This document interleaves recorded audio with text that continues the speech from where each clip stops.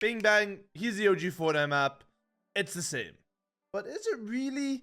Looking at some of the leaks that we've seen coming out very recently, it looks like the OG Fortnite map actually has a little bit of things that are different to what you expect.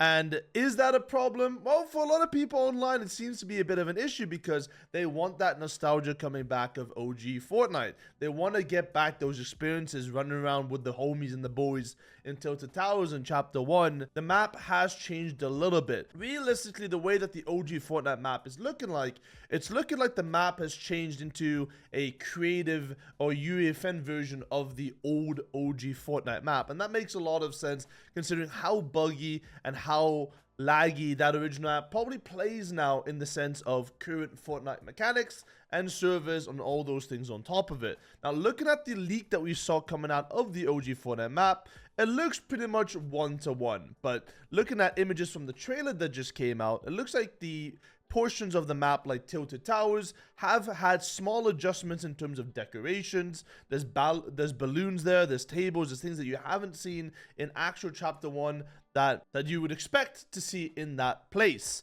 The other thing that's very interesting is if you think about how Epic probably has made this Chapter 1 map, it's interesting that the theme of this season is OG Fortnite, and apparently every week is going to be a new season of Fortnite. And now if you're looking at that, well, then you're thinking, if they changed every single piece of the map, like Tilted, to make it slightly different and updated for the current engine, well then, is it feasible that Epic would have changed every single season of OG Fortnite in order to fit that agenda? And the answer is probably not, but it must seem like there's a lot of work that's been put into the season.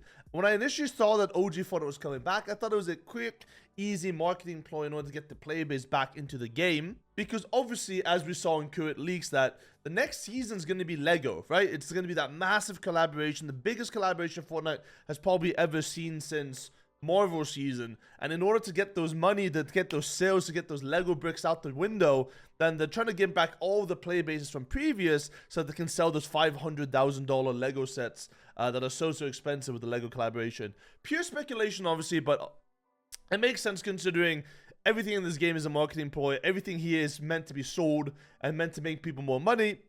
So how else?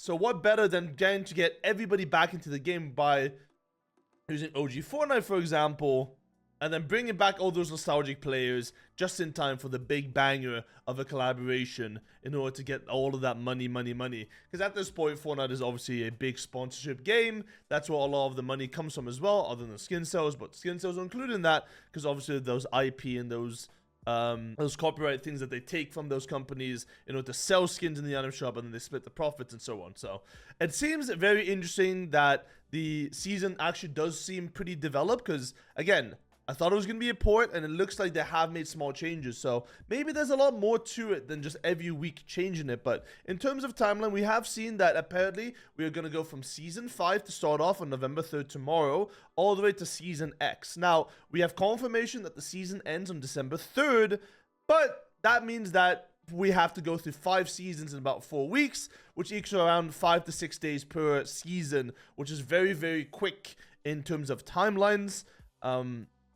So it's one of those things that you have to try to adapt very quickly in order to make the most out of this season. And more specifically, the thing that's going to be interesting to look at is the idea of tournaments possibly coming back next season. Now, we have actually seen some announcements, or at least some weird tweets coming out of Fortnite Competitive. More specifically, they tweeted some eye emojis. More specifically, they've tweeted out some random eye emojis you see on screen here. Some of the comments under this tweet are wild. It seems like a very weird impression for him. And knowing Epic Games, more than likely that even if it's a social media manager going rogue in this situation, it's more likely that these are approved tweets, because knowing Epic, everything has to be improved. It's very important that they don't tweet the wrong things, they don't get the wrong impression, especially on the affiliated accounts like Fortnite Competitive. So them tweeting out eye emojis and then saying some of the comments tweet are wild does make me think, as you can see from Future Boop here, that we do have some sort of return of Wild Wednesdays perhaps coming back. And it makes sense considering how many items there are every single week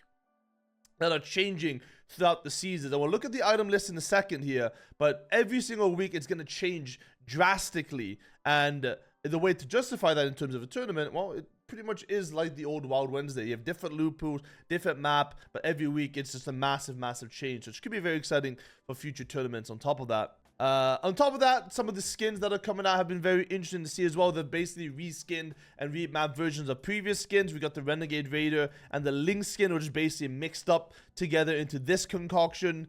Definitely trying to profit on the nostalgia here, but I think the skins actually look pretty decent. You got a fiery version of it as well, as expected. In terms of the trailer and the images that we've seen leaked in previous times, of course, we see items like the pump shotgun coming back. We got the ballers, we got glider redeploy, we got a plane in the background, the battle bus, of course, it's going to come back, the LMG, the hoverboard, there's chug splashes there, there's the ATKs, there's the tac shotgun, there's everything and everything that you want needed in the previous seasons, all into one big teaser. But the interesting part is that none of these are actually in the same season. These are all different items and things from different seasons of previous times, so it's interesting to see that we see them actually associated and put into this spot here into the same teaser. Whether or not it's just to tease the entire season or for some random reason it's all mixed together remains to be seen, but more than likely it's just a teaser of everything and anything that is coming back in order to get the players hyped. Now, speaking of loot pools and everything on top of that, I have actually gone back and looked at what the loot pools are for Chapter 1, Season 5, all the way towards Season, I believe, 8 in this list. And it doesn't really differentiate that much from season to season. So, for example, we have the AR Scar Burst from our Scope.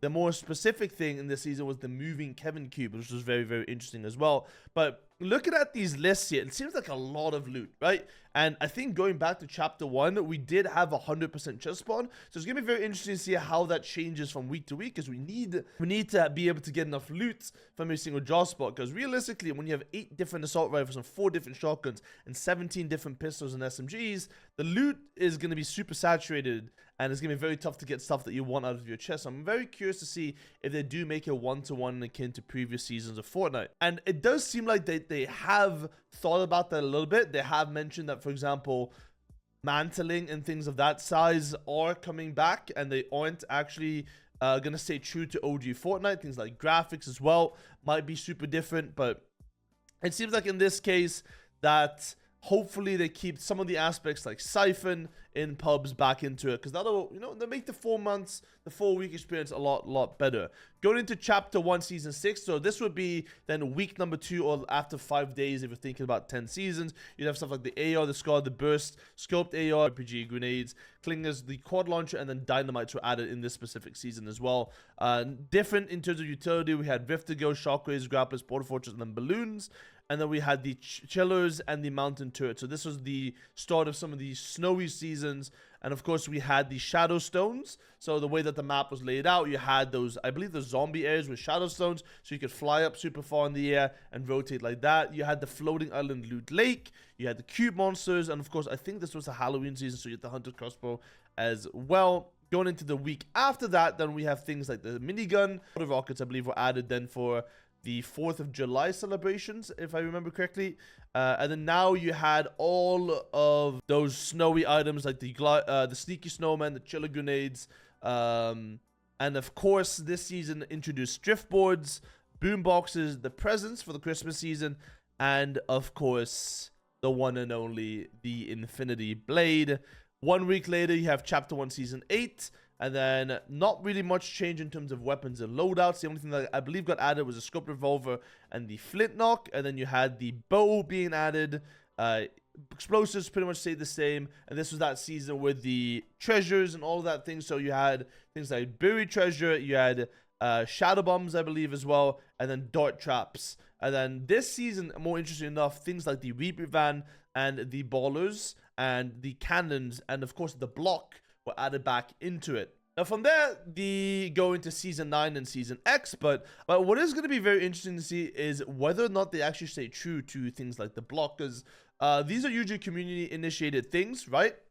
So the block was a community-initiated program. So as you can see here on the map that was showing up, the block was all the way to the north side. And you see that the map obviously hasn't really changed too much in general. But the block, we would have probably seen something advertising the block, I feel like, if it came to that point. So perhaps they have already started working with UEFN artists or people around the community trying to work on changing the block. Or it could be replaced with something just entirely created by Epic by themselves, which is going to be super, super interesting.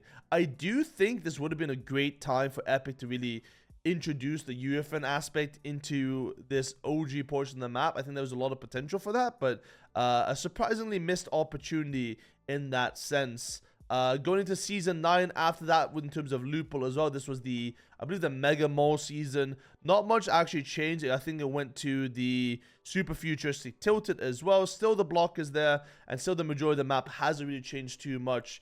In terms of Chapter 1, it doesn't really change too much, if we're being honest. And then we, of course, had the 0 point event in the middle, and much of the aftermath of that giant mechanical beast versus monster versus whatever fighting all around the board here. So my biggest question just overall, Ben, is how is that season going to be, how is that season going to be structured, right? If we're going to have tournaments, if we're going to have Wild Wednesdays, and we're going to have things of that nature, are we going to have pubs? Are we going to have ranked? Are they going to develop a specific system for a month-long season? And realistically, probably not. If you think about it, they probably wouldn't have put that much effort into setting up any sort of infrastructure in order to qualify for a tournament. We already know there's probably not going to be an FNCS for a 4-week season. We probably don't have anything big in terms of big tournaments planned. It's probably realistically just going to be Wild Wednesdays, perhaps a solo cash cup or a duo cash cup or two, perhaps some of the OG Fortnite tournaments if you want to stage to form or to the theme of it, but realistically probably not that likely. Considering, again, it's sort of one of those filler seasons that's introducing, jumping straight into Chapter 5 after this one. I would really love to see some sort of road to something starting within the first week, you know, very short World Cup-esque kind of qualifiers, something like the pop-up cups where, you know, one of the first tournaments ever in Fortnite where you got points given to you. Something like that would be amazing to get yourself really depth into the nostalgia. We already saw big people coming back to Fortnite. People like Benji, Fishy Mongols already tweeted that he's making a comeback and he's playing the game. But the question for all of us then within the Fortnite community, those that have stuck around for a long time, is how much of this is going to stay, how much of the hype is going to stay, and how many actual players are going to end up playing on that first day tomorrow. I'm thinking viewership on Twitch is probably going to be pretty good with all the OGs coming back. It's also specifically set on a Friday. I don't know if that's intentional, but it seems like every single season Epic puts it on a weekday when kids have school. And funnily enough, a lot of kids are sick on that day as well. But I do think that is perhaps a specific reason.